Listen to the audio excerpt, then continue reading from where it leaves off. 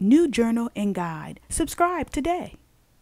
Please. I'd encourage young people to commit to, this might be a formal term, but to continuous improvement in terms of just their general knowledge. And I specifically would encourage reading a broad range of publications, and we are very much a media-driven society. I do confess to going home and turning on the TV, but also just watching a diverse range of shows, new shows that don't always agree with your core convictions and values, because I think it's really important that we understand, like the full fabric of our community has to cross the finish line. We're all in this together. The mayor and I, when we first got here, started talking about that. And I know, for example, that many of the things that my good friend, and he is a good friend, Bobby Scott, just said today, there's truth embedded in what he said. And so I need to understand the logic flow, and that, I think, really does apply to public policy. The second thing I would encourage is to develop just a real passion for written and spoken communication, and just commit to continuous improvement in both. When someone applies at our office, oftentimes what I'll do is I'll say, here are 3 scenarios. Say, we're sorry because we can't come to this event. Do this, and do this.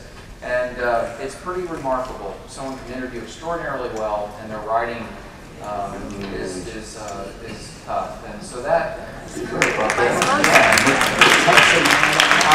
and then, the spoken part. Dale Carnegie's a great place to get started. I know that every time as I transition from a hardworking, businessman to a candidate, and I still have a lot to learn, but every time I get in the car, that's when my wife would say, well, do you want me to tell you how you did it? It's a little tough, being concise and precise, but being able to articulate your values and what you believe in is important. And then finally, and maybe most importantly, and this theme has already been carried out by Merrick and the mayor, is having, as iron sharpens iron, so one man sharpens another.